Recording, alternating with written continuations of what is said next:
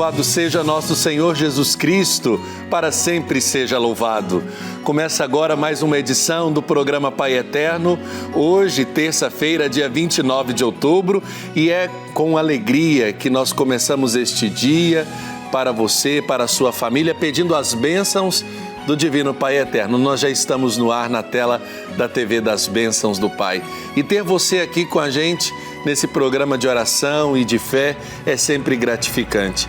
Eu te convido agora a entrar em contato conosco. Esse programa aqui ao vivo para todo o Brasil, feito para você. Nós estamos querendo receber a sua ligação no 62-3506-9800. É o nosso telefone que já está com os nossos atendentes a postos para receber o seu comentário, para receber a sua participação, para que você deixe os seus dados, para que você entre em contato conosco e faça parte dessa corrente do bem. Também no nosso portal, paieterno.com, você pode deixar os seus dados, você pode acender a sua vela da fé e participar conosco desse momento de oração e de graça.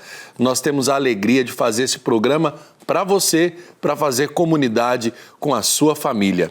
E desde já eu convido você a rezar e a refletir comigo, de um modo especial também convidando você a participar pelas nossas redes sociais, tanto no Instagram como no Facebook. O Facebook e o Instagram da TV Pai Eterno já estão abertos ali para que você possa deixar a sua mensagem de participação nesse dia 29 de outubro. No dia de hoje, a igreja celebra São Narciso, bispo de Jerusalém. Durante o nosso programa, nós vamos conhecer um pouco mais da história desse santo e rezar pedindo a sua intercessão. No Santo Café de hoje, nós vamos conversar sobre os hábitos de leitura. Se você tiver algum comentário sobre esse assunto, pode deixar sua mensagem nas nossas redes sociais, tanto no Instagram como no Facebook. Além das notícias da igreja. Hoje também é dia de bênção da saúde. Nós vamos rezar por você que está enfermo ou por você que tem alguém passando por uma enfermidade. O nosso programa só está começando. Vamos também agora acolher de um modo muito especial Thalita Carvalho. Seja bem-vinda, o nosso programa está começando. A gente quer acolher a todos com muita fé e alegria. Afinal de contas, é terça-feira, é dia 29 já do mês de outubro. Bom dia, Padre Wellington, que bom estarmos juntos mais uma vez. Bom dia para você que já está ligadinho aqui conosco, já estou esperando o seu comentário. Hoje, Dia Nacional do Livro, conte para nós lá se você tem o hábito de leitura, que livro você já leu e gostou bastante. Já estou percebendo que tem comentários aí falando das pessoas que gostam muito de ler a Bíblia. Mais tarde, ao longo do nosso programa, eu vou lendo aqui os comentários para vocês. Que tenhamos um excelente programa. E é claro, né, Thalita, que a Bíblia é um livro que nos chama a leitura, mas também a oração. Agora, no dia de hoje, para falar desses hábitos de leitura, a gente quer descobrir como é que as pessoas têm feito aí as suas leituras cotidianas. Se elas começam por livros mais específicos, quais são os temas, o que prende mais a pessoa, o que às vezes você tem mais dificuldade para ler. Escreva para nós e deixe o seu recado para que a gente converse com o Padre Rafael sobre isso, para que ele nos dê as dicas de leitura para o nosso dia a dia. É momento da nossa oração inicial. Nós vamos entregar o nosso programa nas mãos do Divino Pai Eterno e eu convido você a acender no seu coração a chama da esperança. Neste momento em que nós colocamos no coração do Pai Eterno, junto com Maria, a mãe de Jesus e nossa mãe, a sua vida, a vida da sua família, nós queremos rezar por você. Queremos colocar você e a sua casa no coração de Deus. Eu convido você a rezar comigo esta oração de entrega nas mãos do Divino Pai Eterno. Senhor, obrigado por mais um dia debaixo da Tua proteção. Hoje é mais uma oportunidade de recomeçar e fazer o meu melhor. Sou muito grato por este presente maravilhoso que é a vida. Agradeço também pelas pessoas que o Senhor colocou em meu caminho. Algumas delas me inspiram, me ajudam, me desafiam e me encorajam a ser cada dia melhor. Eu te agradeço, Senhor, por todas as coisas boas e difíceis que me acontecem.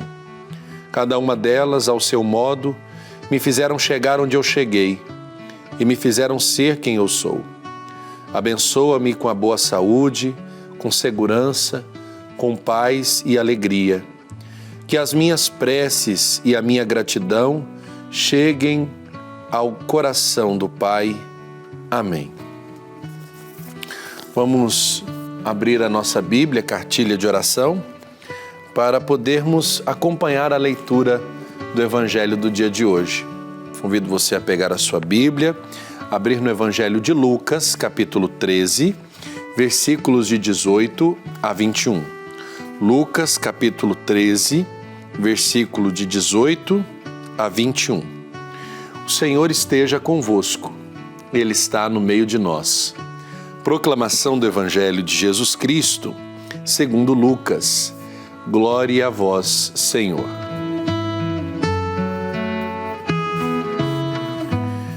Naquele tempo, dizia Jesus: a que se assemelha o reino de Deus? Com que poderei compará-lo? É semelhante a uma semente de mostarda que um homem pegou e lançou em sua horta. Ele cresceu e se tornou uma árvore, em cujos ramos as aves do céu vieram fazer ninhos. Disse ainda: com que hei de comparar o reino de Deus? É semelhante ao fermento que uma mulher pega e mistura em 3 medidas de farinha, até que tudo fique fermentado. Palavra da salvação, glória a vós, Senhor. Meu irmão, minha irmã, no Evangelho de hoje, Jesus se desafia quando pergunta com que poderei comparar o reino dos céus. Primeiro, ele compara com um homem que lança uma semente de mostarda no seu jardim. A semente gera uma árvore que os pássaros do céu fazem ninhos em seus galhos. Qualquer pessoa simples daquela época sabia que a semente de mostarda é a menor dentre todas as sementes e que gera uma árvore enorme. E o que isso tem a ver com o reino dos céus? Veja a comparação linda. O homem que atirou a semente é o próprio Jesus. A semente é o Evangelho. O terreno é o nosso coração. E a árvore que vai crescendo a partir daquela semente é a nossa vida, que é o próprio reino dos céus, onde as aves fazem os seus ninhos, ou seja, as crianças de todas as idades vêm se aconchegar, onde as pessoas vêm colher frutos para saciar a sua fome de Deus, onde tantos vêm descansar à sua sombra quando estão cansados. E mesmo quando o lenhador vem e corta os seus galhos, ou até mesmo o seu tronco, a árvore exala perfume sobre o machado que a feriu, mas não morre antes de espalhar novas sementes pelo mundo afora. A segunda comparação foi com o fermento, que se mistura com 3 porções de farinha até que tudo fique fermentado, diz Jesus. Quem cozinha sabe que não é só jogar o fermento e pronto. Existe todo um processo de medida para fazer com que o fermento penetre na massa. Imagine aquelas mulheres quando iam preparar o seu pão, fazendo as analogias a cada gesto durante a preparação do pão. A farinha é o nosso ser e o fermento é o amor de Deus. Enquanto a massa vai sendo misturada com o fermento, ela precisa ser batida, amassada, muitas vezes deformada e remodelada, para que o fermento se misture e fique igualmente distribuído em toda a massa. Para que no momento de ir ao forno, o pão resista ao calor e cresça por igual. Nós também precisamos ser, muitas vezes, formados, modelados, para que o amor de Deus preencha todas as áreas da nossa vida. Enquanto houver áreas sem fermento, aquele lugar deverá ser, muitas vezes, amassado, sovado ou sofrer um pouco mais, até que o fermento do amor entre nesta área da vida. Tudo isso para que no momento de ir ao fogo, à aprovação, o nosso pão cresça por igual, sem áreas deformadas pela falta do fermento. Você deve ter observado a beleza e a riqueza desse evangelho. Jesus também se desafiaria para encontrar uma comparação interessante com algo que você está habituado a ver no seu cotidiano, só para fazer você entender o que é o reino dos céus e desejá-lo com todas as forças. Não somente que ele venha, mas que você faça parte dele. Que nosso Senhor Jesus Cristo faça com que sejamos instrumentos de seu reino, para que ele chegue a todas as pessoas sem exceção, sobretudo aos pobres e marginalizados. Que Deus abençoe, fortaleça e proteja você, que abre o seu coração para a semente e para o fermento do Evangelho na sua vida. Vamos agora pedir a intercessão daqueles que contemplam a face de Deus. Vamos pedir a intercessão do Santo do Dia.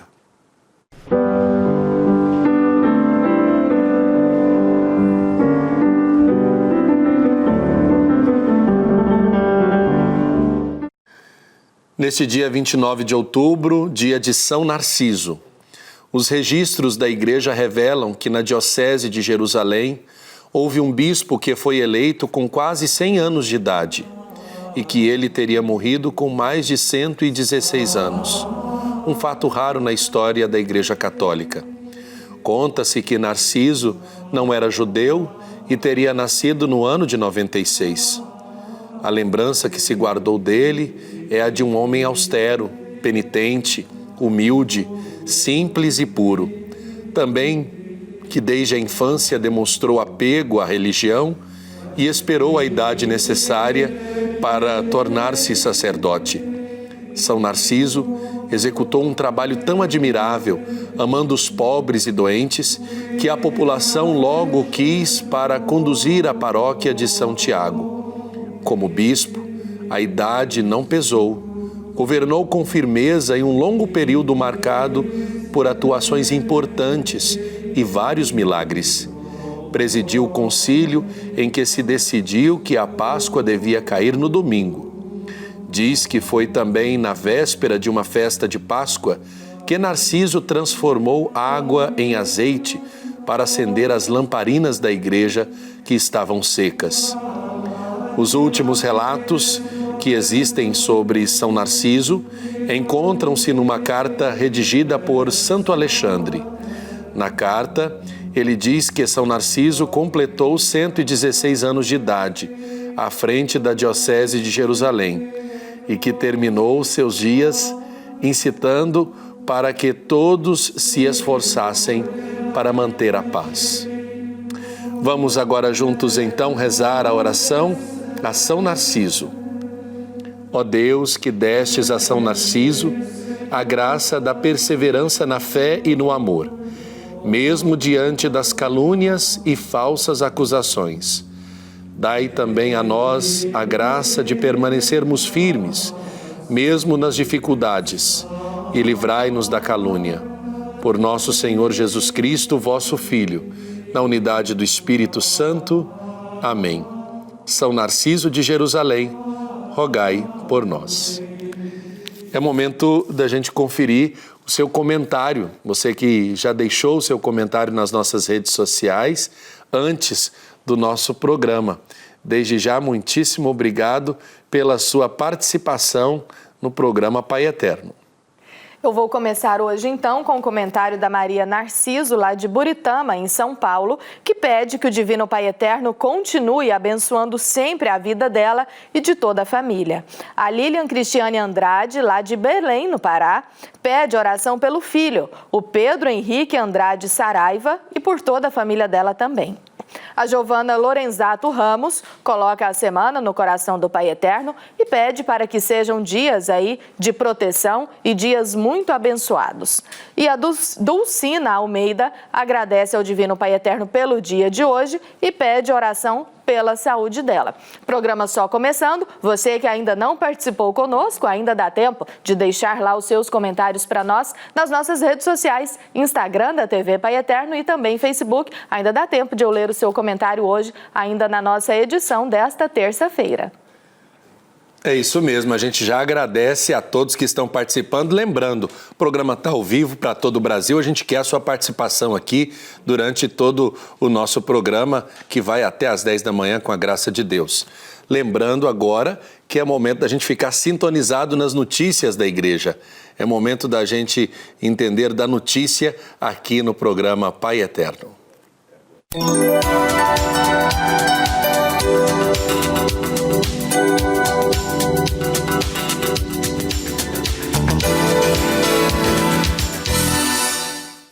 A presidência da Conferência Nacional dos Bispos do Brasil, a CNBB, emitiu na manhã de 28 de outubro uma nota sobre o vazamento de óleo no litoral do Nordeste brasileiro. No documento, inspirado pela realização do Sino do Parapã Amazônia e frente aos desastres ambientais, a CNBB cobra uma postura de profunda e imediata conversão ecológica. A presidência da CNBB cobra também das autoridades competentes ações efetivas de recuperação do equilíbrio natural e uma devida apuração para encontrar as origens dessa tragédia.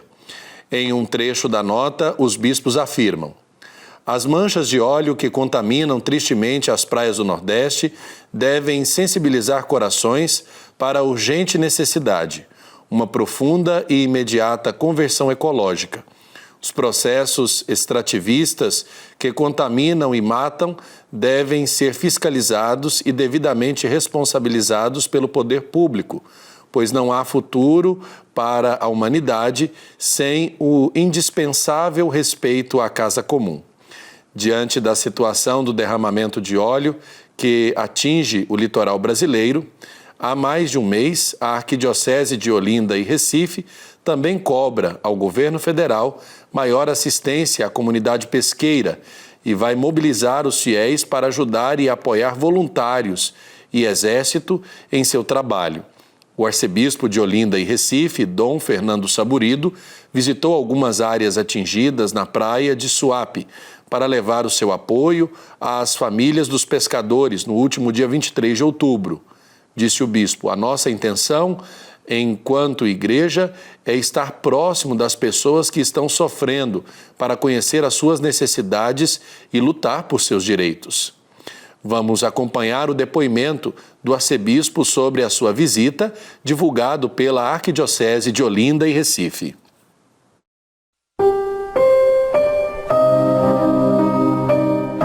Acompanhado da Comissão de Justiça e Paz e Pastorais Sociais, visitamos no último dia 23 deste mês de outubro a colônia de pescadores de Suape. Diante do óleo que invade as praias, constatamos as dificuldades que enfrentam os moradores e os que dependem exclusivamente do mar para viver. Queremos solicitar aos nossos párocos e administradores paroquiais que, após as celebrações eucarísticas, motivem a comunidade para ajudar. É importante doar material de limpeza e segurança para a remoção do óleo e doar alimentos para as famílias impossibilitadas de trabalhar por conta da contaminação da água e do pescado. Esses donativos devem ser enviados para a sede do seu vicariato e de lá destinados para as comunidades mais necessitadas. Contamos com a compreensão e a solidariedade de todos e todas e que Deus os abençoe.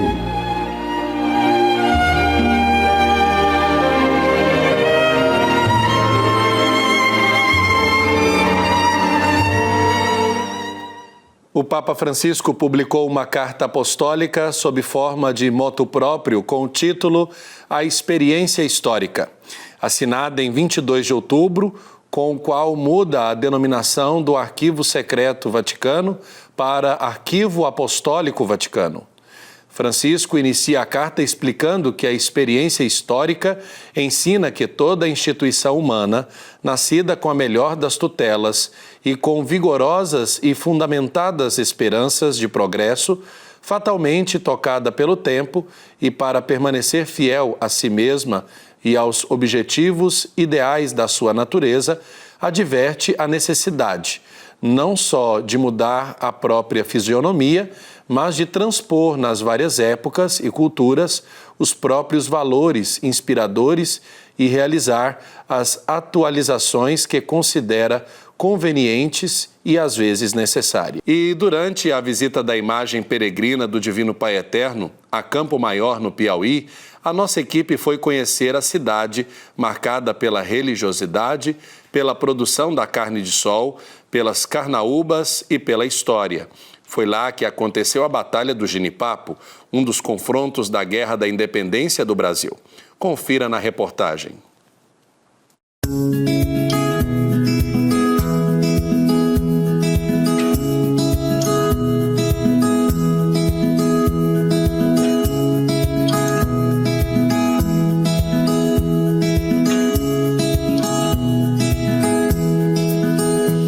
Cidade que surgiu da religiosidade.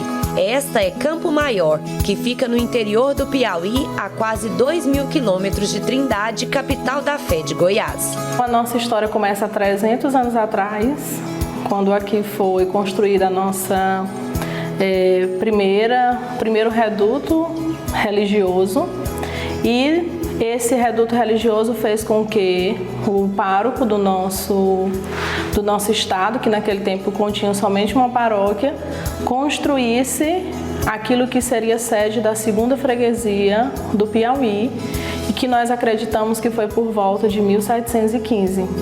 A Igreja de Santo Antônio é a principal referência na formação da comunidade. Aqui era uma fazenda Bitoroccara, que era de propriedade do senhor Bernardo de Carvalho e Aguiar. E por volta do ano de 1698, 96, os vaqueiros estavam cuidando do gado pelos campos, e passaram pelaquela região onde hoje se encontra a catedral e viram numa carnaúba de pequeno porte algo reluzir. Quando se aproximaram, notaram que era uma imagem de um santo, era um frade segurando um menino. De início não sabiam quem era, mas o vaqueiro levou para sua casa e sua filha, muito devota, logo reconheceu que era uma imagem de Santo Antônio. Todo o crescimento populacional e econômico de Campo Maior girou em torno deste local. Foi aqui que se desenvolveu desde a prefeitura até os comércios. Uma história política e social ligada ao religioso. Os primeiros padres jesuítas vindo em Desobrigas. O nosso primeiro pároco ele vem de Oeiras, que foi a primeira capital do Piauí. E de lá para cá, muitos padres, nós já estamos no nosso 21º pároco. Embora há 300 anos a gente pensa que só teve 20 párocos, mas é porque aqui nós tivemos párocos com grandes períodos na nossa paróquia de Santo Antônio Aparecido. Campo Maior é uma cidade histórica, palco de grandes acontecimentos que marcaram e transformaram épocas aqui no estado. Um desses momentos podemos relembrar aqui neste espaço, que fica o monumento Batalha do Genipapo. É aqui que aconteceu o confronto, onde o Piauí se aderiu à independência do Brasil. Quem visita o local pode reviver momentos da história. Os pontos principais que a gente tem em Campo Maior é o monumento da Batalha do Genipapo. Essa batalha ocorreu no dia 13 de março de 1823. Essa batalha foi uma confirmação do povo piauiense aderindo à independência proclamada por Dom Pedro I lá em São Paulo, na margem do rio Ipiranga. O nosso povo lutou com a ajuda de alguns maranhenses e cearenses, lutaram bravamente contra as tropas de Fidié, que era o enviado da coroa de Portugal. Aqui é um lugar que, além da fé, se respira história, luta, coragem e muito orgulho. Mas não é só isso. A cidade possui uma presença marcante da carnaúba, tanto que lhe rendeu o apelido de Terra dos Carnaubais. Na perspectiva da carnaúba, nós, assim como o Ceará, somos uma das regiões do país que possui esse tipo de vegetação. Então, a carnaúba é conhecida como árvore da vida. Tudo se aproveita: a raiz, o caule, as folhas e o fruto.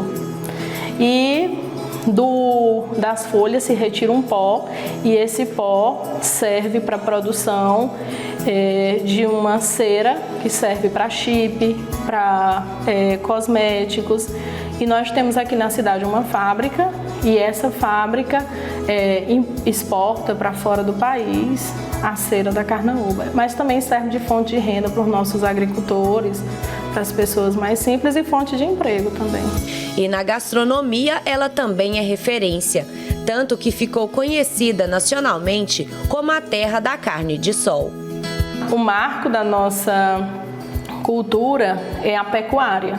A nossa região, ela se desenvolve através da religião, mas também da pecuária, porque aqui existe um reduto de fazendas, inclusive aquele que constrói a nossa igreja é um fazendeiro.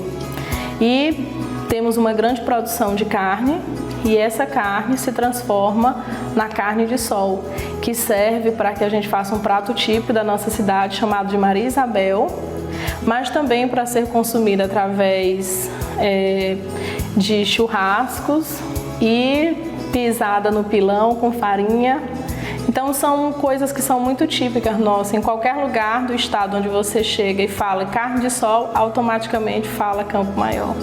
Atualmente, a economia do município está baseada na atividade comercial, agricultura, pecuária e extravismo.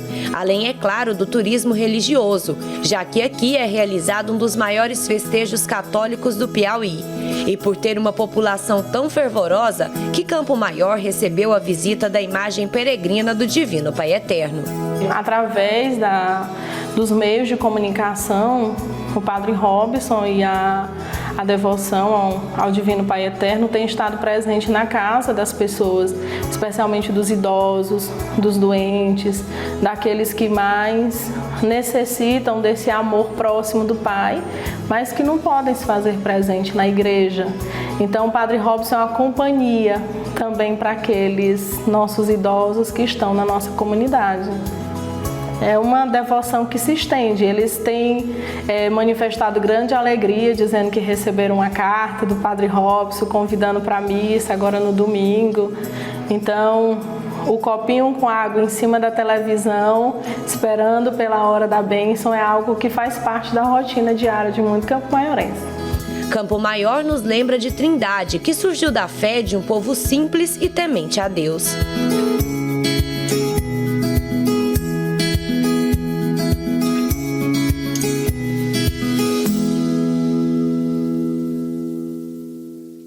Os 60 anos da Pontifícia Universidade Católica de Goiás foi comemorado com uma missa na última semana. Vamos acompanhar os detalhes com a repórter Daiane Rodrigues.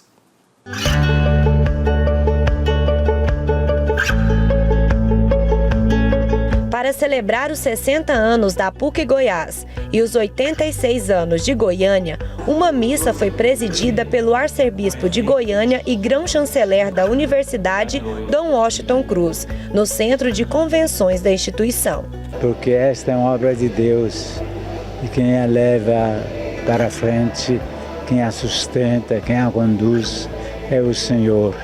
Nós podemos passar momentos de crises, porque tudo que é humano é sujeito a ter contrastes, a ter dificuldades, a encontrar embates, mas é obra de Deus, por isso vai para frente e outros se beneficiarão com certeza do trabalho feito agora, feito até agora, e a glória de Deus seja no céu muito grande por causa também desta pequena, pobre, assim tão humilde universidade. Na homilia, ele destacou a importância da universidade, recordou a história e a missão da instituição, lembrando os religiosos que contribuíram para que todo o trabalho fosse desenvolvido. Dom Manuel, porque foi aquele que começou a ter a ideia da universidade aqui no Centro-Oeste. Assim como ele também esteve na frente da criação da capital. Ele era membro da comissão da criação da capital de Goiânia. E ele, pensando alto, ele era um salesiano, um homem de cultura, um professor. Ele quis logo fazer muitos colégios no estado, e de fato há muitos colégios por aí feitos por ele, e porque naquela época Goiás era uma única diocese, e depois ele pensava na Universidade Católica e começou a fazer as pequenas faculdades, como a de enfermagem e outras. O momento reuniu autoridades civis e religiosas. Entre os participantes estava alguém que colaborou e ainda contribui com o desenvolvimento da instituição, o professor Volmir Amado. É uma universidade que consolidou a criação de um sistema universitário. Para nós é uma honra muito grande, a mim também. São 17 anos que estou como reitor, mais alguns e outras atividades de gestão na própria universidade.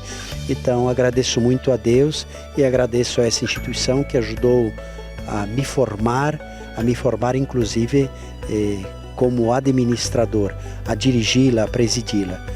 E que Deus continue acompanhando sempre a caminhada, a jornada da universidade, que é uma jornada de seus 18 mil estudantes, de seus 1.400 professores, de seus quase 1.000 funcionários e também das instituições correlatas, Hospital Ensino.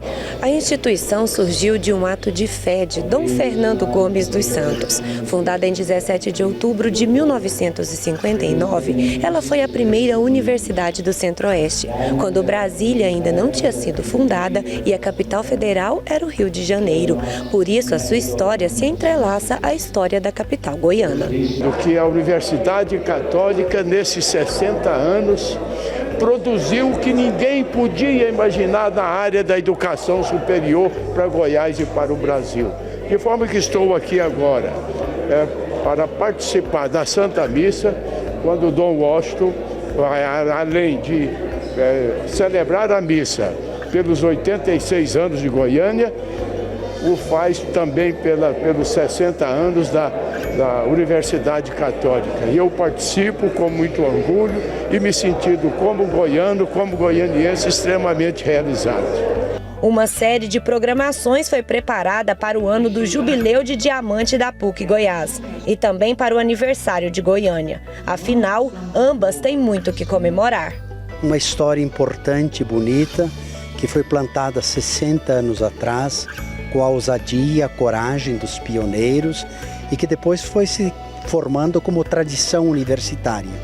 Ajudou a formar quadros, lideranças, capacitou as pessoas, formou famílias e deu uma contribuição enorme aqui ao Centro-Oeste com o desenvolvimento humano, social, cultural.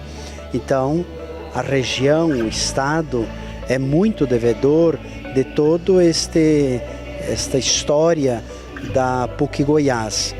Isso vem desde antes da criação de Brasília. Portanto, uma universidade que tinha um raio de presença de todo o estado de Goiás, que abrangia o atual Distrito Federal e também o atual estado do Tocantins. De modo que esse pioneirismo se fez história, se fez bem, serviço, qualificação de gente e desenvolvimento humano e cultural neste estado e nesta região.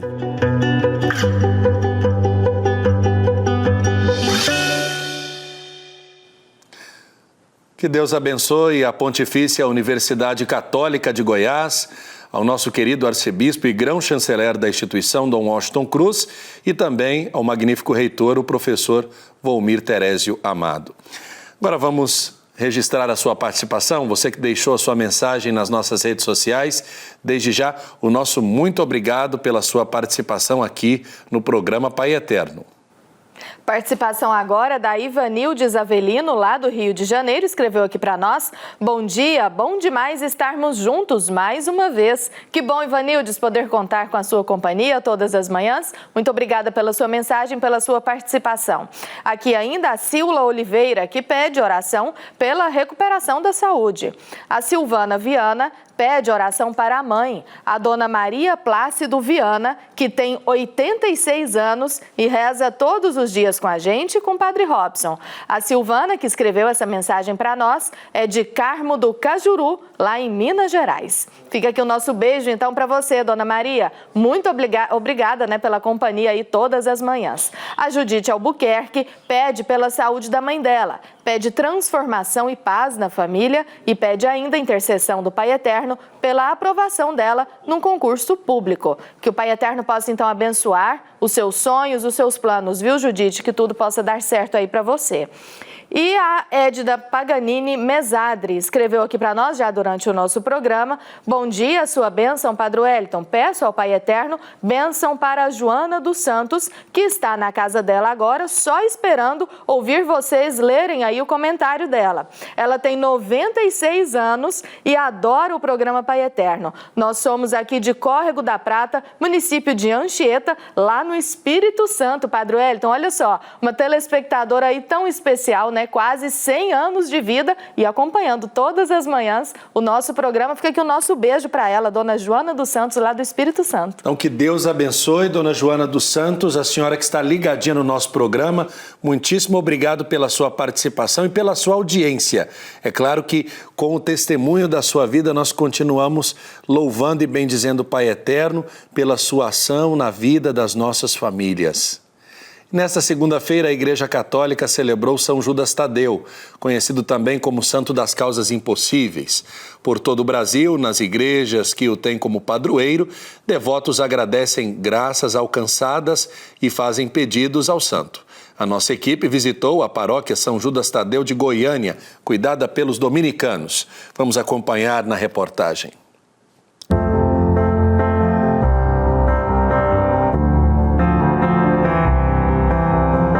Ele tem me levado a contento, tudo que eu preciso, todas as vezes que eu fico em desespero, agonia, é só pedir para ele que ele acalma, abranda meu coração, me conduz para o caminho certo. Então, para mim, ele é um modelo de fé, modelo de amor, modelo de perseverança.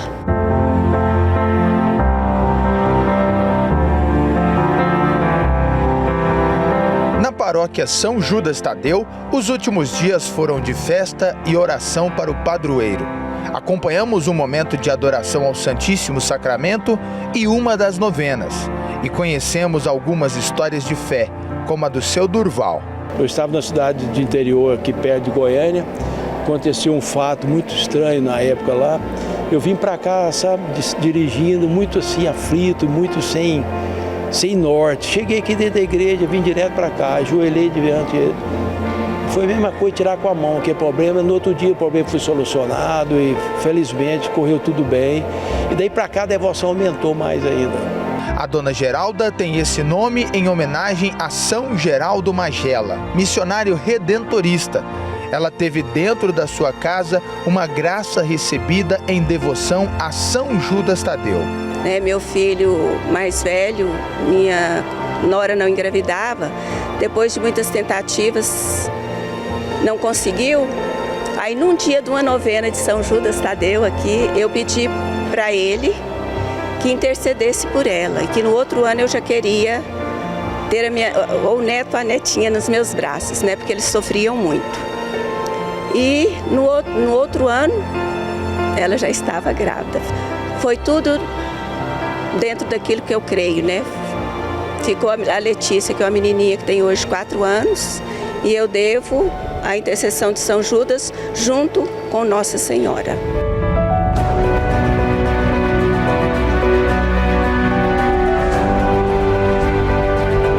Histórias como o da dona Geralda fazem parte da paróquia São Judas Tadeu, o santo das causas impossíveis, que está sempre pronto para ouvir e interceder perante a Deus. E é assim que se cria um vínculo de carinho, fé e muito amor. E na Crisma, quando eu vim fazer aqui, eu comecei a participar dessa paróquia. E foi um momento onde que eu comecei a entender o que São Judas Tadeu fazia, né? É um santo das causas impossíveis, né? E eu falo, gente, a gente sempre quer tudo para ontem. Mas hoje eu tenho São Judas Tadeu como meu amigo. Aquele que eu li uma vez que Deus jamais nega um pedido de um santo. Eu sei que estamos muito longe dessa santidade. Então, por que eu não encurto esse período, então, pedindo a um amigo? Então, eu venho pedir todos os anos, todos os dias, nas missas que eu participo, essa intercessão de São Judas Tadeu a Deus Pai, pelos meus pedidos, pelas minhas vontades, necessidades, todas as minhas vontades diárias que eu tenho mesmo. Então, São Judas Tadeu é esse meu amigo que intercede por mim a Deus Pai.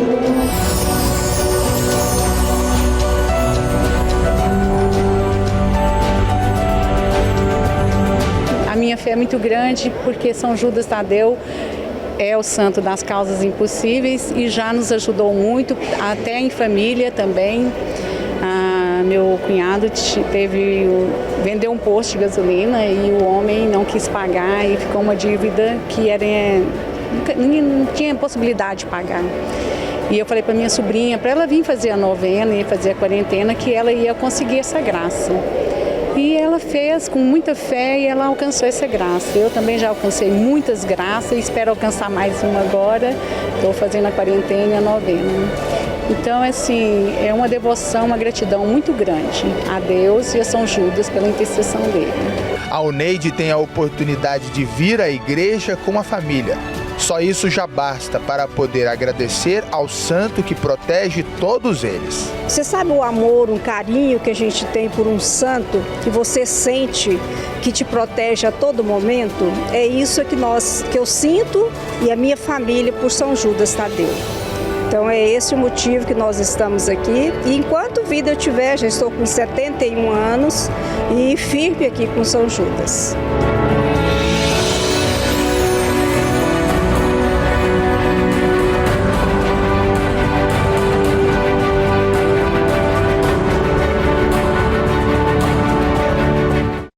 A próxima reportagem vai mostrar uma curiosidade.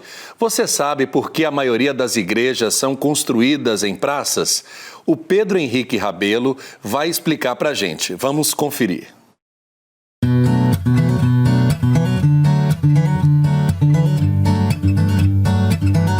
Você já parou para pensar que muitas igrejas estão em uma praça? Ou é ao contrário, a praça que foi construída após a igreja? Boa pergunta, não é? O que o povo acha? Eu acredito que porque geralmente vem a praça, onde as famílias levam as crianças para se divertir, brincar, jogar uma bola. Enquanto eles estão ali divertindo, eles entram na igreja para fazer uma oração, para fazer uma consulta com o padre, o vigário. Então eu acredito que seja a minha opinião. Eu acho que a igreja fica numa praça porque devido à localização do loteamento que a gente tem que ceder uma área pública para a construção de uma igreja. E, geralmente em torno daquela igreja há mais escolas, crianças, e então todo mundo aglomera em volta daquela igreja. Então acho que devido a isso. Eu acho que a igreja é um lugar de convivência, né, com a comunidade local e é um meio de distração mesmo do povo. Vem comer uma pipoca, né, vem encontrar com amigos, né, conversar, trocar ideia e se alegrar um pouquinho, ver a meninada brincar na praça, ver os passarinhos aí, né? É bonito, né? Já ouvimos o povo, agora vamos ouvir um historiador. Igrejas em praças, seria uma coincidência ou não? Não é coincidência. Primeiro, a gente tem que entender o que é de fato uma praça, qual é a origem da praça. A experiência do Ocidente em relação à praça surgiu na Grécia. A Grécia tinha a praça aí, chamava-se Ágora. Era o lugar do debate político, do lugar do debate filosófico sobre os grandes problemas da cidade. Depois, em Roma, a praça passou a ser aí um centro comercial. Por que a praça é um centro comercial e também um centro de debate e de filosofia na Grécia? Porque é onde tem um aglomerado de pessoas, onde as pessoas se encontram. Depois, nós vamos ter na Idade Média aí, a praça foi utilizada até como centro de execução. Vamos lembrar da Inquisição, era nas praças que eram aí o auto de fé realizava numa praça. Já no Renascimento, nós vamos ter a praça como elemento de estética, os grandes prédios, onde se mostrava também aí as grandes arquiteturas, isso vinha no Renascimento. Já em relação a Portugal, ele vai colonizar o Brasil a partir do século XVI. Portugal é um país católico que se entende como aí a expansão do catolicismo desde o século XII. Então, a grande marca é que onde tem um aglomerado, ali tem que ter uma igreja. Então, a igreja foi o grande centro propulsor, vamos dizer assim, do surgimento dos arraiais, depois aí das vilas e depois também das cidades. Então, em relação ao Brasil especificamente, nós vamos ter então a praça como centro onde vai expandir a população interiorana principalmente. Mas a história conta que a igreja já chegou em algumas praças com o objetivo de levar a paz. Vamos pegar o caso de Goiás, de Minas Gerais, que a descoberta do ouro levou pessoas para esses lugares. Aí a igreja então vai ser convocada para estar junto para poder apaziguar ali as pessoas no sentido de conflitos. Então a igreja vai estar na praça porque a praça vai ser justamente o lugar onde essas pessoas vão estar, ou buscando ouro ou comércio, e a igreja vai se construir naquele lugar. Nos dias atuais, a praça segue fazendo parte do cotidiano urbano, mas a realidade das grandes cidades com o interior é diferente. Logicamente que as cidades do interior, elas já existem há muito tempo, a praça e a igreja ainda é um ponto central, ponto até de encontro para namoro, pessoas vão ali na praça, saem da missa, vão namorar, isso no interior estou colocando. Nas cidades, as praças, elas passaram a ser centro de lazer, então as pessoas hoje procuram praças no sentido de urbanismo, vão para descansar, vão para conversar. Então hoje, na cidade grande, a praça já não tem mais essa função religiosa como teve no passado. Essa é mais uma curiosidade das nossas cidades. E agora você compreenderá o contexto histórico da localização de uma santa igreja. A praça foi o lugar onde a igreja começou o processo evangelizador e que vai constituir o centro urbano. Então a igreja ela vai utilizar desse centro, né, dessa aglomeração para evangelizar. Em outros lugares foi a partir da própria igreja que surge a cidade.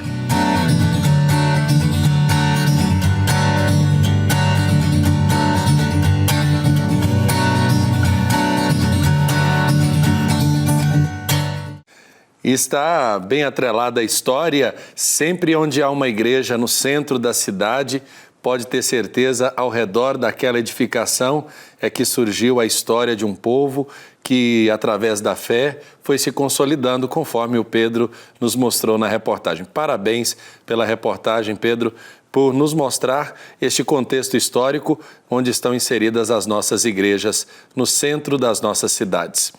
Daqui a pouquinho nós temos o nosso Santo Café e hoje um convidado especial, nós vamos falar sobre leitura e eu vou conversar com o apresentador do Pai Passa na Frente, o Marcos Túlios, que já está no nosso estúdio. Daqui a pouquinho vai falar um pouco sobre os hábitos de leitura aqui no nosso programa Pai Eterno. Agora vamos para um rápido intervalo, eu vou, mas eu volto, volte comigo.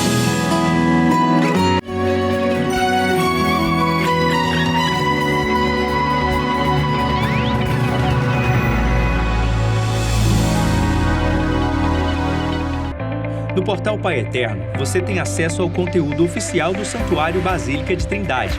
Confira notícias sobre a devoção ao Divino Pai Eterno, acenda uma vela da fé e muito mais. Acesse paieterno.com e faça parte desta família de amor.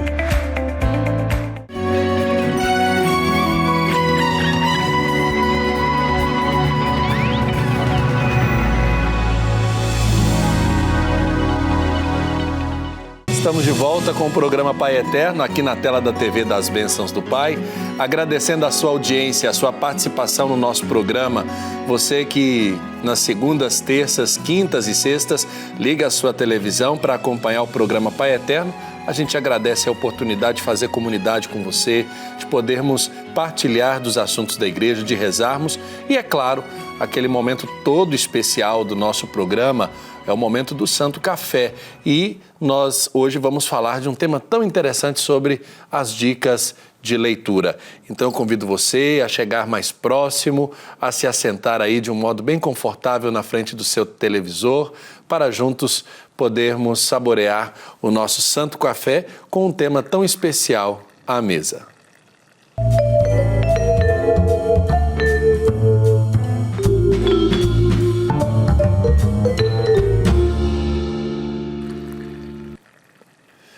O Marcos Túlio já colocou o adoçante, né? Bem generoso, não, só uma gota. Uma gotinha só. Tá certo. Marcos Túlios, apresentador do programa Pai Passa na Frente. Bem-vindo. Muito obrigado, Padre Wellington. Se bem que você está aqui sempre, só que atrás das câmeras, né? Dando a oportunidade das pessoas observarem a nossa perfeição aqui, tudo redondinho, né? Não imaginam quanta gente tem envolvido no nosso trabalho, né? Verdade, é uma experiência diferente, né? De vir para o Santo Café. A gente prepara o Santo Café todo dia. E hoje estamos aqui para tomar o Santo Café. Isso. Agora, é interessante, Marcos Túlio, porque você também está aqui no Santo Café, porque você tem um quadro numa rádio aqui em Goiânia, na Rádio Difusora Pai Eterno, onde você oferece aos ouvintes dicas de leitura. E para contextualizar um pouco do que nós estamos falando, a gente lembra, né? Hoje, dia 29 de outubro, a gente celebra o Dia do Livro. Para quem está em casa, a gente sempre pergunta, né? Você tem livros na sua casa? Você tem o hábito de ler? Né? Que tal começar um livro novo no dia de hoje? Então a gente vai ver agora uma reportagem onde a gente pode desfrutar um pouquinho aqui do nosso café. Não todo, mas um pouco, porque a reportagem é curta. Vamos acompanhar uma reportagem especial para inspirar você que está em casa sobre esse tema. Acompanhe. Que bênção a gente poder abrir cada livro que você lê, você enriquece, traz para dentro da pessoa, para dentro da gente, um modo de ver o mundo diferente. Isso enriquece, dá força para a gente continuar firme. Hoje é dia de celebrar o nosso companheiro de tantas horas, o livro. Muitas pessoas aprendem lendo um livro. É o caso do padre Antônio José, que foi despertado à leitura ainda na infância. Eu me lembro, o primeiro livrinho que eu mais li as figuras do que as letras foi o Narizinho Arrebitado, do Monteiro Lobato. Eu tinha uns 6, 7 anos que eu me lembro desse livrinho. Olha que já faz lá pelos anos 40 e pouco, viu? E daí para frente, quando eu fui para o colégio, então, houve muito incentivo para a gente ler. Nós tínhamos todos os dias, no mínimo meia hora de leitura livre, para a gente procurar aquilo que agradava mais. Entre as celebrações e os atendimentos no confessionário do santuário, eles sempre encontram um momento para leitura. E é importante que o ser humano, a gente, guarde um tempo, reserve mesmo. Eu gosto muito da parte da manhã, das 7, 8 em diante, geralmente eu tiro no mínimo meia hora para a leitura de alguma coisa que a gente está acompanhando, né? Aqui no Santuário do Divino Pai Eterno, em Trindade, à disposição de todos os devotos são ao todo 3 livrarias, onde eles conseguem encontrar várias opções para leituras que atendem a todos os públicos. Olha, aqui na Livraria Santuário, o romeiro que vem ao santuário hoje, ele pode encontrar mais de 50 exemplares ou até mesmo quase 100 exemplares de títulos variados, entre títulos voltados a devocionais, voltados à espiritualidade, voltado à leitura mais dinâmica e até mesmo também títulos voltados para a leitura infantil. Entre várias opções, tem sempre os mais procurados. Olha, aqui na Livraria Santuário a gente tem, por procura, a gente tem mais as Bíblias, né? A gente tem a Bíblia desde uma leitura mais simples até uma leitura mais científica, que no caso aqui a Bíblia Jerusalém. Tem o Catecismo da Igreja Católica, que é muito procurado. Esse a gente tem uma boa saída. O católico ainda quer ter acesso ao catecismo, né? Leitura infantil. Aqui no caso a gente tem a Turma da Mônica Visita a Trindade. Temos aqui também o Padre Pelágio Salter, né? O livro do Padre Pelágio, que todos nós sabemos que tem uma causa aí no Vaticano para canonização. E aí também o que hoje o romeiro mais procura é o livro voltado ao santuário, que é da história da fé e devoção, que conta desde o início até os dias de hoje. Tem fotos aqui do santuário, depoimentos, tem toda uma história.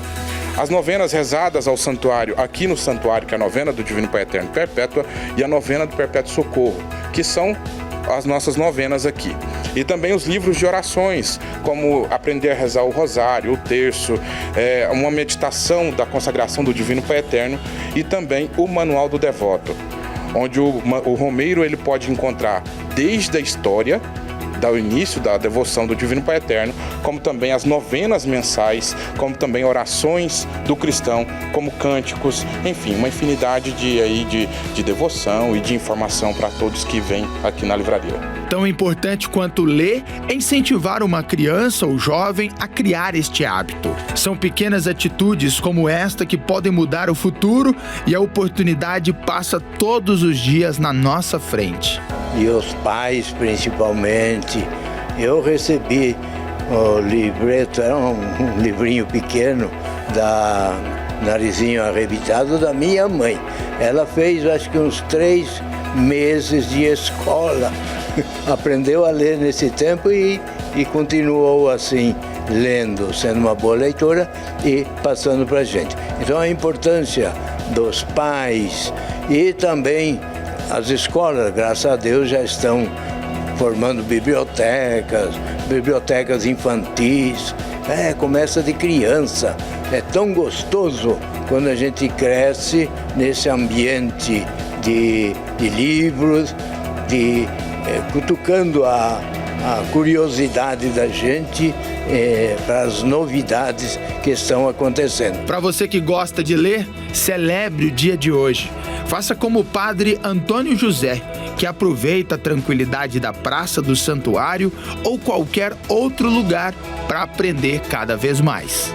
E que coisa boa a gente poder partilhar sempre uma leitura com os outros. É sempre motivo de conversa, de troca de saberes. E assim eu fico muito contente de poder estar lembrando assim o dia do livro, para que a gente pelo menos costume ler. Se lesse um livro por mês pelo menos, né? Seria bom. Olha que surpresa boa, eu não sabia que o padre Zamuner era a estrela dessa matéria, viu? Que alegria ver o meu confrade falando com tanta propriedade aí da leitura. E de fato, ele é um homem de uma leitura religiosa, assim, quase que, vamos dizer, ele é bem espartano nos horários, então tem momentos em casa que você o encontra na capela fazendo as meditações do Evangelho, fazendo as visitas ao Santíssimo Sacramento. Pela manhã, quando eu passo na capela antes de vir para a TV, ele já está lá rezando. E assim, numa calma, numa serenidade, sem se impor aquela pressa da leitura. De fato, é um homem que traz uma paz, uma conversa. Eu sou muito parcial, porque eu gosto demais da mulher, né? Então, eu fiquei muito satisfeito, muito feliz. Parabéns por essa matéria tão bonita, né? Que mostra o hábito da leitura. Mas, Marco Túlio, me fala, como é que você desenvolveu esse gosto pela leitura, seu gosto pessoal? Eu leio desde criança. Eu fui autodidata. De 3 para 4 anos eu comecei a ler e a escrever. Então logo eu já comecei a me interessar por leitura. Quando eu entrei na escola, aos 4 anos, eu já estava alfabetizado. Então logo eu comecei a fazer as leituras dos livros que tinha na biblioteca, nos livros infantis, ainda com aquelas letras grandes, com frases curtas, e rapidamente eu devorava. E ali começou então o gosto pela leitura, né? Desde os 4 anos, então eu cultivo esse hábito religiosamente. Agora, para quem está em casa, como é que a gente pode observar ou se criar um hábito positivo de leitura? Então, um hábito é um bom exercício. Assim como nós tomamos o café todo dia, tomamos água todo dia, é importante que a gente também dedique um tempo diário para a leitura. Eu procuro dedicar todos os dias um tempo para a leitura. E aí cada um vai condicionar de acordo com a sua disponibilidade. São 15 minutos, são 20 minutos, meia hora. É interessante começar assim com 15 minutinhos para ir expandindo. Assim como no exercício físico. A gente começa fazendo menos tempo e depois vai expandindo. Então a leitura também, para que nós nos acostumemos. Ou nos condicionarmos à leitura de um capítulo, de um livro, a algo, né, se ele é dividido em sessões, nós podemos começar dessa forma. Então, acho que a melhor forma para se adquirir o hábito é começar com um pouquinho, um livro que lhe traga um prazer. A leitura tem que despertar um prazer na pessoa e ali você vai conseguir desenvolver. Eu acho que é interessante também distinguir a questão da obrigação com a questão do prazer, né? Porque quando a gente está na faculdade, e quem está fazendo faculdade sabe do que o padre está dizendo, porque a gente tem a obrigação de ler muito, né? Principalmente se for na área de humanas aí, nas realidades da própria faculdade, né? Quando a gente faz filosofia, quando a gente tem que fazer uma outra, a gente tem que ler. Sim. Então é quase uma obrigação. Às vezes uma leitura obrigada, ela não tem o mesmo rendimento de uma leitura espontânea, né? Uma leitura que a gente vai por gosto. Sem dúvida. E é importante também, quando se tem as leituras obrigatórias, a gente não deixar de lado as leituras que nos trazem prazer. Porque às vezes nós corremos o risco de, no decorrer de uma graduação, por exemplo, ficar preso somente aos livros, às apostilas inúmeras que a gente tem que ler e esquece os livros de literatura. Então é importante ter esse equilíbrio para que nós não nos esqueçamos daquilo, de um romance, dos escritores dos quais nós gostamos. Então, a leitura obrigatória, e às vezes é um exercício que a gente tem que fazer também, de ler, reler, por quê? Senão nós não conseguimos apreender aquilo que está sendo dito ou aquilo que é proposto. Então, é preciso despertar o hábito de se ler com alegria, de se ler com disciplina, assim como o padre Zamuner estava falando, né? Essa disciplina que nós temos que criar, mas não como uma obrigação, mas algo que nos dê uma satisfação. Agora, quando a gente fala de hábitos de leitura, a pessoa que está em casa também não precisa imaginar que é um livro, digamos, que a gente chama de livro travesseiro, né? Que é aqueles grossos, assim, com a letra bem pequenininha. A gente começa com, às vezes, as publicações sazonais, né? Um jornal, uma revista. As pessoas que desejam começar um hábito de leitura talvez devessem optar por esse caminho, né? Sim, para quem não tem nenhuma aptidão ainda com a leitura, nenhum hábito, é importante que escolha algo menor, que não vai se tornar enfadonho, porque senão você vai enjoar rapidamente, vai abandonar e não vai querer saber mais de livro. Então é importante escolher bem. Eu, quando era criança, eu lia muito gibi.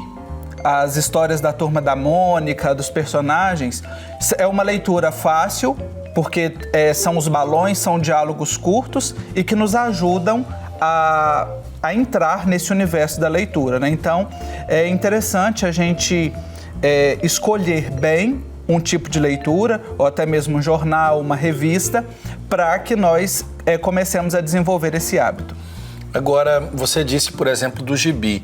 A criança, ela também é chamada, desde o momento inicial escolar, a desenvolver esses hábitos de leitura com leituras mais, digamos assim, pedagógicas, né? Você citou o gibi. E como é que os pais em casa podem conseguir suscitar na criança esse desejo, essa sede pela leitura? Hoje se tem literatura até para recém-nascido, com as imagens. O primeiro despertar literário de uma criança é pela imagem. Então é importante que os pais, né, provejam para os seus filhos aqueles livros que têm imagens grandes, coloridas, porque vai despertando o desejo para a leitura. E às vezes tem material que é de tecido ou emborrachado, que a criança vai poder manusear. Porque quando é muito pequenininho vai levar na boca, né? E o papel vai rasgar, etc. Mas, e ali aos poucos ela vai compreendendo, vai sabendo dar nome àquela imagem, àquele animal. E aos poucos ela vai compreendendo. E aí quando ela entrar no período propriamente da alfabetização, quando já estiver na escola, ela vai estar muito mais ambientada com aquele universo literário, né, com aquele estilo, e ela vai então conseguir desenvolver esse exercício da leitura. Agora, para o jovem, como é que a gente pode identificar, por exemplo, uma literatura que seja apropriada para o jovem? A gente tem observado um crescimento aí de interesse por esses livros que viraram filmes, né? Sim. E jovem consegue devorar esses livros com uma facilidade bem mais rápido do que a gente que não consegue, por exemplo, começar por um livro mais grosso sem conhecer, às vezes, o enredo daquela história quando você olha lá na prateleira da livraria. Sim. Esses livros que viram séries e que atingem um grande sucesso são quase que caça-níqueis, né? Então é interessante que a gente consiga, além desse despertar das leituras que estão aí na mídia, abrir para outros horizontes. Eu sou um grande defensor da literatura brasileira. Nós temos grandes escritores. E muitas vezes, quando nós visitamos as livrarias, eu sou um visitante assíduo de livrarias. Nós estávamos viajando esses dias e nós paramos justamente na livraria, né? Isso. E nós encontramos muitas vezes na frente das lojas, que é onde se desperta o maior interesse do consumidor, livros de autores estrangeiros. Não que eles sejam ruins, claro, mas nós precisamos de despertar. Temos romances belíssimos, históricos, ou até mesmo livros mais recentes, escritores que ainda estão vivos e que nos trazem grandes lições, nos trazem belas histórias, bons romances. Então é importante que a gente consiga expandir, além daquilo que vai para o cinema, que certamente é consagrado e que chama a atenção da juventude, mas partir para um outro tipo de literatura também. Certo. E diante desses hábitos, né, qual que é o melhor momento do dia para se ler? Eu confesso para você que se eu for ler à noite, me dá sono. Sim. Então eu não consigo, às vezes, ler a contento, né, do que eu tinha estipulado para a minha leitura. Porque logo vem o sono, o cansaço, então não consigo assim alcançar como rezar terço à noite, muitas vezes vai despertar o sono, né? Exatamente, então é melhor mais cedo. Sim, quando você estabelece um tempo para leitura, são 15 minutos, são meia hora, você vai ver no decorrer do seu dia o horário que você vai conseguir encaixar. Quando eu fazia faculdade, eu lia muito enquanto eu estava no ônibus, que era um trajeto longo, de casa até a faculdade, dava para eu ler bastante. Além dos textos obrigatórios, né, para o curso, conseguia colocar em dia também as minhas leituras de romance. Então, vejam um tempo. De manhã, nós temos uma disposição maior. Estamos descansados, estamos com a atenção mais redobrada, então é um horário mais oportuno para a leitura. Então, nos horários que desperta sono, realmente, à noite ou após o almoço, né, a famosa sesta.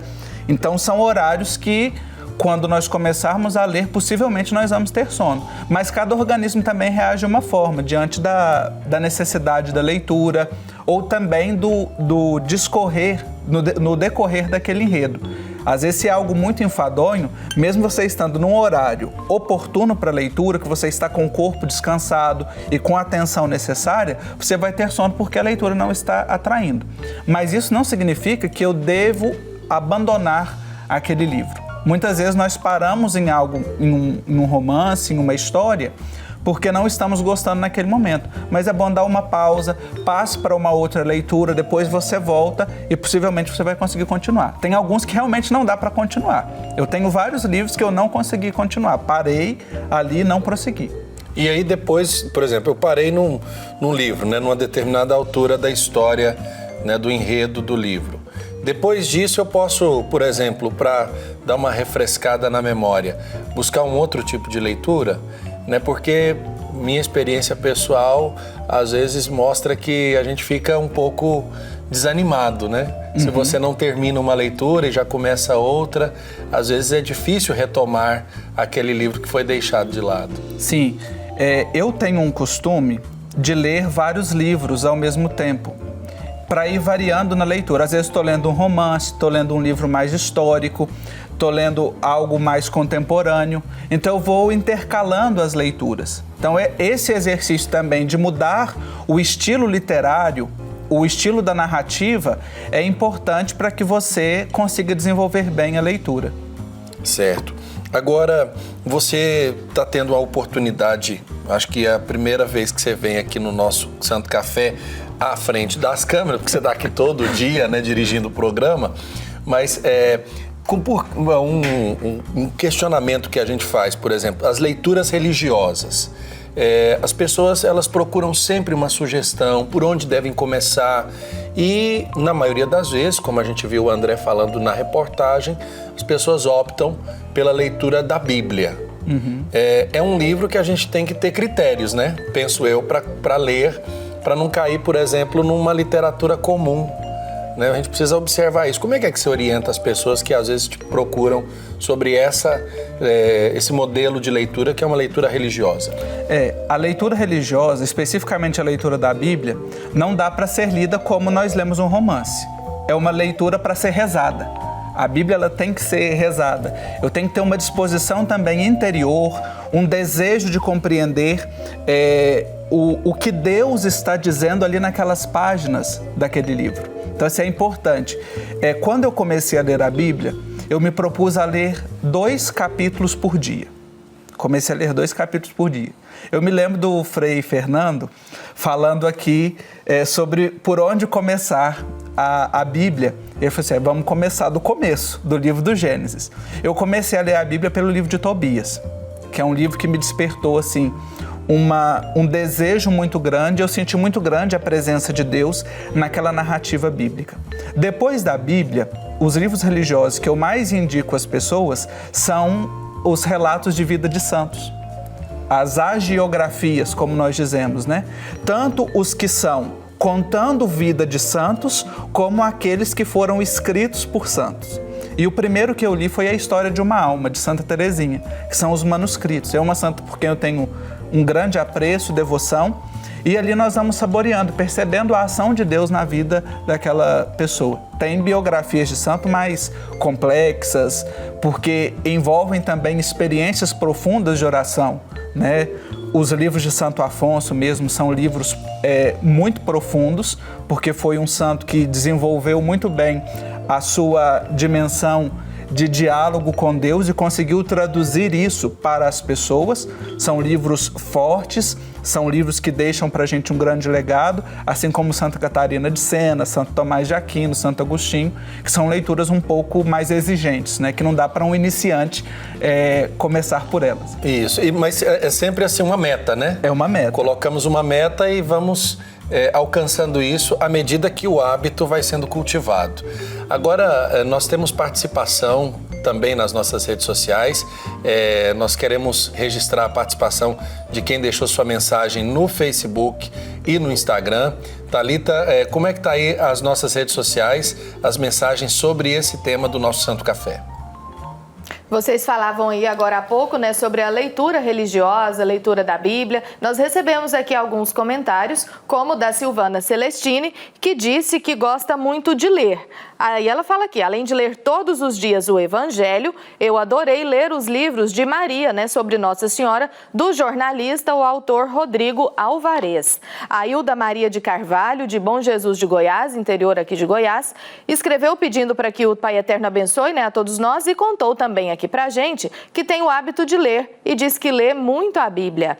E o Luciano Lima, de Triunfo, lá em Pernambuco, disse que tem o hábito de ler livros, mas principalmente a Bíblia Sagrada.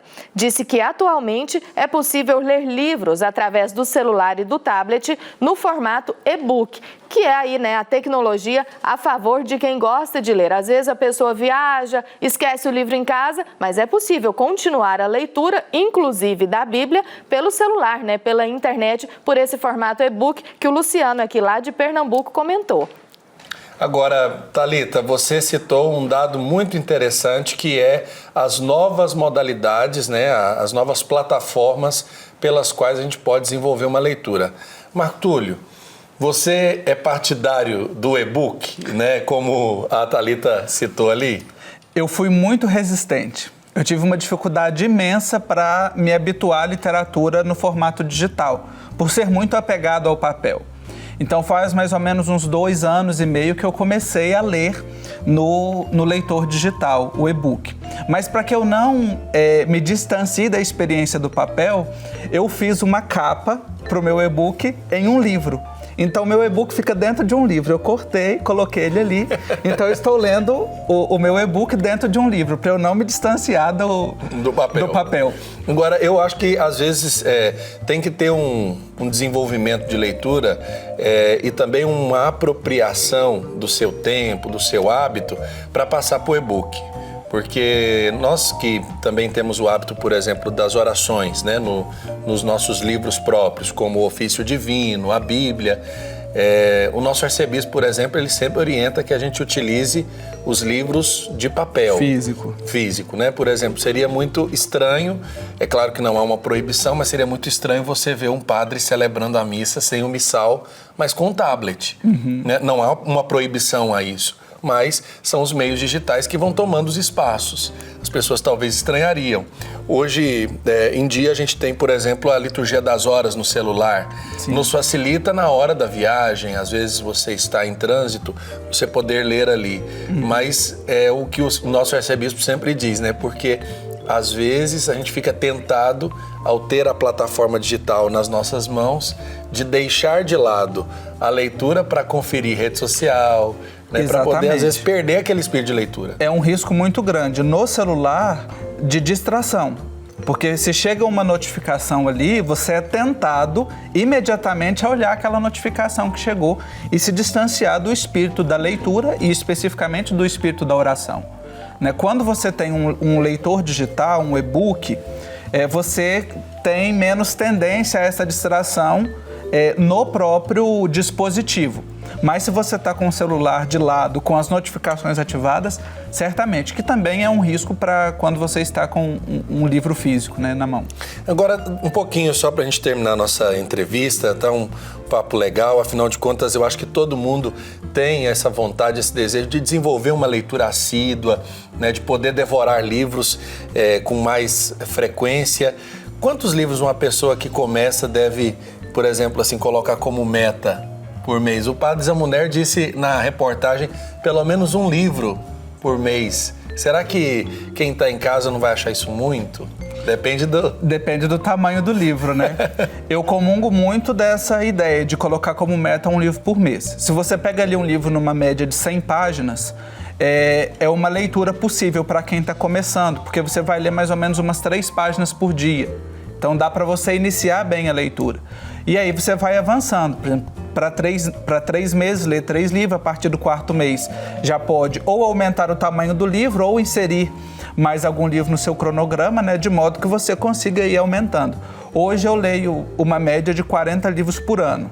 40... Como é que é? Vamos voltar a essa parte, rebobina a fita. Quantos livros você lê por ano? Eu leio uma média de 40 livros por ano. E eu tenho o hábito de fazer as anotações. Eu já tenho uma meta, alcançar a meta do Marco Túlio. Mas eu acho que, mas assim, você tem o seu horário, né? Sim. Quanto tempo você reserva por dia para leitura? Eu procuro, hoje mesmo com a correria toda, de deixar assim, pelo menos 2 horas. 2 horas de leitura por dia. Eu não tenho conseguido nos últimos dias, nos últimos meses, cumprir a minha meta de 2 horas de leitura. Mas às vezes no dia em que eu estou mais tranquilo, no final de semana, às vezes eu passo até 8 horas lendo. Então começo de manhã, às vezes leio um livro todo em um dia, às vezes retomo uma leitura. Tem livros que eu procuro sempre colocar como meta reler, então eu vou intercalando também. Porque uma leitura que você já conhece, ela é mais fluida, então você gasta menos tempo. E às vezes você descobre coisa que você não apercebeu na primeira leitura. Olha só, gente, é um desafio que a gente lança para você nesse dia, da leitura, que nós estamos privilegiando esse hábito no nosso Santo Café, colocar para si mesmo também uma meta, né, diária de leitura, seja a começar dos sazonais, né, de uma revista, de um jornal, para poder pular aí para um livro, primeiramente mais fino, com a letra maior, depois com mais figuras, depois até as leituras mais elaboradas. Isso aí, para quem vai fazer esse pulo do sazonal para um outro tipo de literatura, eu indico sempre o Pequeno Príncipe. Começar pelo Pequeno Príncipe. É uma leitura fácil, uma leitura tranquila e que traz um grande ensinamento para a gente. Então é importante, né? É uma obra pela qual eu tenho muito estima. Eu li 43 vezes o Pequeno Príncipe. 43 vezes? 43 vezes. E ele sempre me desperta coisas novas. É uma imagem que traz coisas novas. E como tem uma linguagem simples, então o leitor vai conseguir se adaptar bem e dali partir para outros livros. Tá certo. Marcos Túlios, apresentador do programa Pai Passa na Frente. Agora você faz o merchan do programa. Afinal de contas, você está aqui na TV todo dia, né, com um horário marcado para que as pessoas possam rezar diariamente, né? Isso mesmo, de segunda a sexta, às 16h, nós temos um encontro marcado no programa Pai Passa na Frente. Eu, juntamente com a Caísa Portalupe, os convidados, cada dia temos um convidado para rezar a partir da liturgia do dia, da experiência do Evangelho, da vida dos santos e também das nossas necessidades. O que nós trazemos para a bancada de oração do Pai Passar na Frente são as necessidades dos devotos, os pedidos que nos chegam, os testemunhos. Então é um momento que a gente tem para reforçar este desejo nosso, essa oração de que o Pai passe na frente. Porque onde o Pai passa, nada embaraça. Agora o padre estava perguntando aqui, o padre, eu estou falando o padre Robson. O padre Robson disse, é bom explicar por que tem esse nome, Pai Passa na Frente. A origem, né, o nome do programa nos leva até o Antigo Testamento, a experiência do povo de Deus que ia caminhando e o Senhor ia passando à frente. No livro do Êxodo nós encontramos esta narrativa. Então o Pai sempre passa na frente das nossas dificuldades. De dia ele protegia o povo com a nuvem e à noite com a luz. Então, para proteger do calor, que certamente era exaustivo, né? E à noite para iluminar. Então o Pai sempre passa na frente e nos guia. Tá certo. Então não é uma invenção da moda religiosa, não, como a gente vê por aí, né? Não é não. Nós encontramos uma experiência bíblica que nos faz afirmar e reafirmar esse protagonismo do Pai, que o Pai passa sempre na frente. Tá certo. Olha, o padre Robson está dizendo aqui, parabéns ao Marcos Túlios pelo bom trabalho no programa Pai Passa na Frente. Marcos Túlios, muito obrigado por você... Nossa, você está com a mão gelada. Muito obrigado pela oportunidade, viu?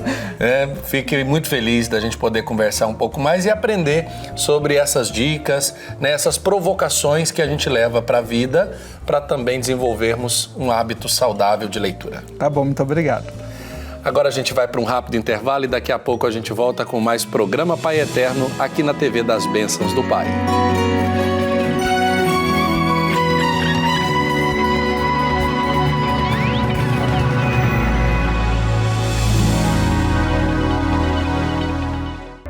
No portal Pai Eterno, você tem acesso ao conteúdo oficial do Santuário Basílica de Trindade. Confira notícias sobre a devoção ao Divino Pai Eterno, acenda uma vela da fé e muito mais. Acesse paieterno.com e faça parte desta família de amor.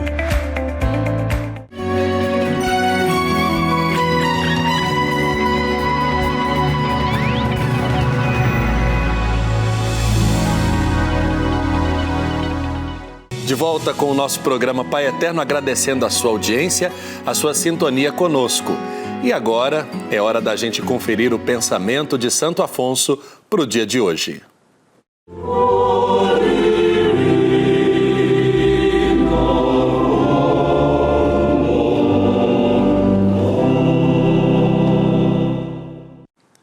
No pensamento de Santo Afonso para esta terça-feira, ele nos diz: quereis o amor? Pedi-o. O amor resume toda a doutrina de Jesus, porque é o sentimento e o desejo dele por excelência. A lei do amor substitui a personalidade pela fusão dos seres e extingue as misérias sociais.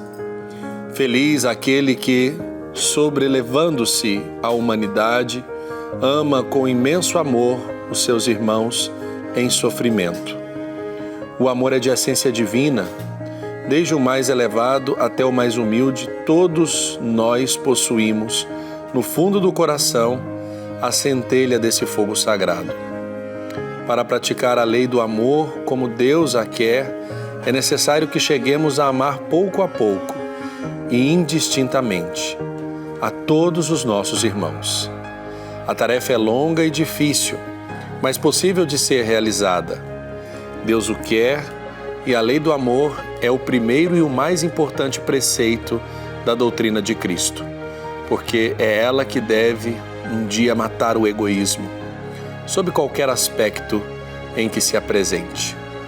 Que o amor esteja sempre presente na sua vida e, como Santo Afonso nos ensina, se desejamos o amor, que nós o peçamos ao Divino Pai Eterno. Amém. Vamos agora pedir a bênção da saúde para todos os devotos que estão sintonizados conosco. Thalita, vamos registrar esta bênção para aquelas pessoas que já deixaram o seu pedido em nossas redes sociais. A Ivone Cavalcante pede a bênção, né? A sua bênção, Padre Wellington, e conta aqui para nós que tem esclerose sistêmica, que é uma doença reumática, autoimune e crônica, e isso a deixa muito abatida fisicamente. A Ivone é lá de Manaus, no Amazonas, com certeza estará aí em nossas orações, viu, Ivone? Que o Pai Eterno possa te abençoar. A Eliane, de São Miguel do Araguaia, em Goiás, disse que esse programa pede nesse programa em especial, ela pede por ela, porque hoje é aniversário dela. Pede que o Pai Eterno abençoe a vida dela e aumente a fé. Então, Eliane, ficam aqui o nosso parabéns para você, o nosso abraço carinhoso, que o Pai Eterno possa te abençoar em mais um ano de vida. E ainda, Padre Wellington, vamos colocar também a Selma Maria de Oliveira, de Ponta Grossa, lá no Paraná. Que Deus abençoe, fortaleça, proteja e ilumine todos os que deixaram seu recadinho nas nossas redes sociais. Vamos pedir a bênção da saúde para você que está passando por um tratamento, para você que tem alguém na família enfermo, enferma. Vamos colocar a todos no coração do Pai Eterno e pedir que essa bênção alcance a necessidade dos nossos irmãos e irmãs. Senhor, nosso Deus, que passastes fazendo o bem e curando os doentes, e enviastes ao mundo vosso Filho para tomar sobre si os nossos sofrimentos e suportar as nossas dores. Nós vos suplicamos pelos nossos irmãos e irmãs doentes. Fortalecei a sua paciência e reanimai a sua esperança, para que possam, com a vossa bênção, superar a enfermidade e alcancem, com a vossa ajuda, um completo restabelecimento. Dai vigor ao seu corpo e fortaleza ao seu espírito. Fazei que recuperem a saúde, de modo que, reintegrados na convivência dos irmãos, possam bendizer-vos com renovada alegria. Divino Pai Eterno, pelo vosso amor infinito, salvai-nos pela obra das vossas mãos. Confortai com o vosso poder divino esses vossos servos doentes. Curai as suas enfermidades e fazei que alcancem felizmente a consolação que de vós esperam. Amém. Bendito e louvado seja o Pai Eterno, na saúde e na proteção da vida de todos os que estão ligados conosco. Agora vamos nos consagrar ao nosso Deus de amor. Coloque a sua necessidade, coloque aquela intenção especial que você enviou para nós.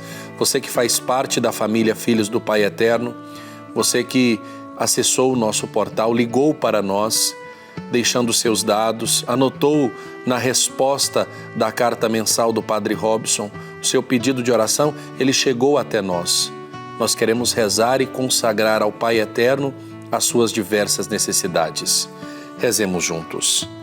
Divino Pai Eterno, aqui estamos para prestar-vos a nossa homenagem. Nós cremos em vós, Pai Eterno, nosso Pai e nosso Criador. Confiamos em vossa bondade e poder. Queremos amar-vos sempre, cumprindo os vossos mandamentos e servindo ao vosso Filho Jesus, na pessoa de nossos irmãos. Nós vos damos graças pelo vosso amor e pela vossa ternura. Vós nos atraís ao vosso santuário e nos acolheis de braços abertos. Vós nos guiais com os ensinamentos do vosso Filho, nosso Senhor, e nos dais sempre o vosso perdão. Divino Pai eterno, queremos consagrar a vós nossas famílias, para que vivam em paz e harmonia, nossas casas, para que sejam iluminadas pela vossa presença, nossas alegrias, para que sejam santificadas pelo vosso amor, nossas preocupações, para que sejam acolhidas em vossa bondade, nossas doenças, para que sejam remediadas com a vossa misericórdia, nossos trabalhos, para que sejam fecundos com a vossa bênção. Divino Pai eterno, recebei a homenagem da nossa fé, fortalecei a nossa esperança e renovai o nosso amor. Dai-nos o dom da paz e da fidelidade à vossa Igreja, pela intercessão de Nossa Senhora, Mãe do vosso querido Filho. Dai-nos a perseverança na fé e a graça da salvação eterna. Amém. Bendito e louvado seja o Pai eterno na sua vida, na vida da sua família. Muitíssimo obrigado pela sua audiência, por você que participou nesta terça-feira do nosso programa. Obrigado, Thalita, por registrar a participação dos nossos irmãos e irmãs nas nossas redes sociais. Obrigada, Padre Wellington. Um excelente dia para você e nos vemos na quinta-feira em mais uma edição do programa Pai Eterno aqui na TV, na tela das Bênçãos do Pai. Um excelente dia para você, obrigada pela companhia e até quinta-feira. Tchau, Padre Wellington. Tchau, Thalita, que Deus te abençoe. O Senhor esteja convosco. Ele está no meio de nós. Por intercessão da Mãe do Perpétuo Socorro, de São José, abençoe-vos o Deus Todo-Poderoso, Pai, Filho e Espírito Santo. Amém. Fique na paz do Divino Pai Eterno. Tenha sempre a palavra de Deus como a meta que guia os seus passos. Na próxima quinta-feira tem programa Pai Eterno e eu espero você aqui na TV das Bênçãos do Pai.